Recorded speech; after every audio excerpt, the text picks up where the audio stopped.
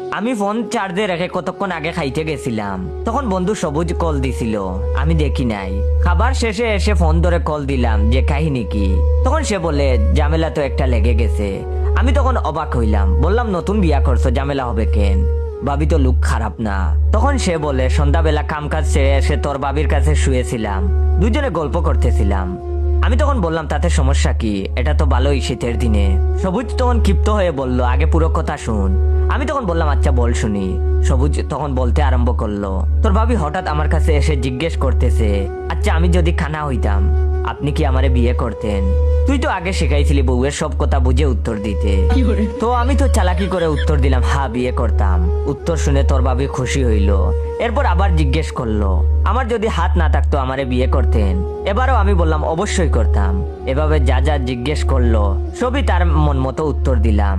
আমি তখন অধৈর্য হয়ে জিজ্ঞেস করলাম আরে সমস্যা কি তাইলে? সবুজ তখন আবার আরম্ভ করলো, সমস্যা হইলো আরেকটা প্রশ্নে। তোর ভাবি প্রশ্ন করতে করতে বলতেছে, আচ্ছা আমি যদি ছেলে হইতাম তাইলে কি আপনি আমারে বিয়ে করতেন না? আমি তখন পড়ে গেলাম দুটা নাই। যদি বলি করতাম না তাইলে তো মন খারাপ করে ফেলবে, রাগ করে থাকবে, তাই একটু চুপ থেকে বললাম হ্যাঁ বিয়ে করতাম। আর তখনই তোর ভাবি অগ্নিমূর্তির রূপ ধারণ করে ফেললো, আমারে গে উপাধি দিল, আমার সাথে সংসার করবে না বললো, রুম থেকে আমাকে বের করে দরজা লাগিয়ে রাখছে। এখন আমি কি করব বল? আমি তখন কথাগুলো না শোনার বান করে হেলো হেলো করতে লাগলাম। নেট সমস্যা বলতে বলতে কল কেটে দিয়ে এখন বসে আছি। এখন আর এসব শুনে লাভ নাই, এর কোনো সমাধানও নাই। কারণ বউয়ের যদি ইচ্ছা তাকে অশান্তি করার, অশান্তি লাগিয়েই ছাড়বে। এই নারী জাতি না থাকলে কত অদ্ভুত প্রশ্ন আর ঘটনা বলি অজানা থাকতো। আপাতত তার হিসাব মিলাচ্ছি। এদিকে আমার কাছের সিনিয়র আপুর বার্থডে ছিল, তাই খুশিতে তার গালে কেক মাখিয়ে দিয়েছি। এটা নিশ্চয়ই কোনো অপরাধ নয়। আর যখন ওনার গালে কেক মাখিয়েছি তখন তার বয়ফ্রেন্ড সেখানে ছিল না, কিন্তু আপু পিকগুলো মাই ডেতে দিয়েছে। আর ভাই তাহা দেখি আমারে মেসেজ দিয়ে দেখেছে। পরদিন কলেজে গিয়ে আমি ভাইয়ের কাছে যেতে যেতে ভাবছি আজ আমার কাম সারছে, বাস খাবো শিওর। কিন্তু কাছে গিয়ে দেখি ভাই কুক আর চানাচুর এনে রাখছে টেবিলের উপর। তখন আমি শিওর হলাম যে বাস দিবে, বাস দিয়া কুক আর চানাচুরের প্যাকেট হাতে ধরাই দিবে। আমি তখন কাচুমুচু করে ভাইয়ের সামনে দাঁড়িয়ে রয়েছি। ভাই কিছু বলার আগেই গড় গড় করে বলে ফেললাম, ভাই দেখেন আপুকে আমি সিনিয়র আপুর চোখেই দেখি, আমাদের মাঝে তেমন কিছু নেই। চাইলে আপনি আমার মেসেঞ্জার চেক করে দেখেন, কোনোদিনও লাভ ইমোজি সেন্ড করি নাই, শুধু কেক মাখিয়ে দিছি এটাই। আর তার গাল যে তুলতুলে নরম সেটাও কিন্তু কাউকে বলিনি।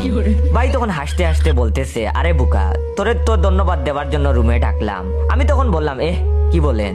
তখন আমি জিজ্ঞাসা চোখে তাকাতেই ভাই বলল, তোর আপুর সাথে অনেক দিন থেকেই ব্রেকআপ করতে চাইতেছিলাম, তবে কোনো এক্সকিউজ পাচ্ছিলাম না। বাট আজকে তুই যে ওর গালে কেক মাখাইছিস, এই এক্সকিউজ দেখাইয়া ব্রেকআপ করে ফেলমু। থ্যাঙ্কস রে ছুটো। তারপর আমি ভাইয়ের কাছ থেকে প্রস্থান করেছি কুক নিয়ে, কিন্তু আমার গলা দিয়ে কুক নামছে না। ভাবছি আপুর কতই না কষ্ট হবে। আগামীকাল আপুর ব্রেকআপ হইল, বিকালে তাকে নিয়ে ঘুরতে বের হবে, পাঞ্জাবিটা ইস্ত্রি করতে হবে। আচ্ছা আপুর নীল শাড়ি আছে তো? সে কি তার ডাগর ডাগর চোখে কাজল পড়বে? ভ্রমর কৃষ্ণ কেশের গহিনে গুজে দিব কাঠ গোলাপ, কিংবা তার উষ্ণ টুটে লাল লিপস্টিক, পায়ে আলতা আর দেহে সুগন্ধি। উফ না, আর ভাবতে পারছি না। আপুকে তখন নখ দিয়ে জিজ্ঞেস করতে ইচ্ছে করছে যে ব্রেকআপ হয়েছে কিনা।